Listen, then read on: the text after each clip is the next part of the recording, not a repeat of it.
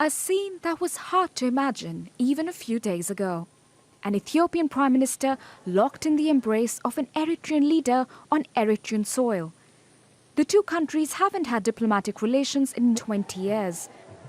But it was a gesture and an opportunity that Eritrean President Isaias Afwerki welcomed with warm smiles and a red carpet. This isn't just peace between two countries, two ordinary countries or two ordinary neighbors. Ethiopia and Eritrea have very rich history, shared culture, shared religion, and shared memory and trauma. Thousands of people lined the streets of the capital Asmara to greet Abiy's motorcade. They stood among flags of the two nations once at war. Nearly 100,000 people were killed during that conflict over a disputed border between 1998 and 2000. But over the past few weeks, there have been signs of improving relations. Last month, Ethiopia's new reformist Prime Minister Abiy Ahmed agreed to accept the terms of a peace deal that ended the two-year conflict.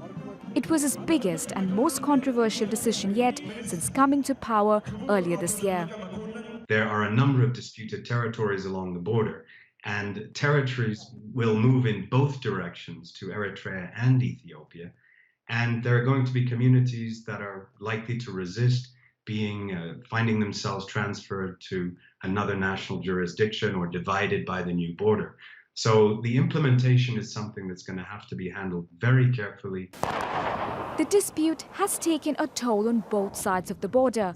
Eritrea's isolated regime and its focus on the border conflict with Ethiopia has forced thousands of people to flee the country to escape its mandatory military conscription.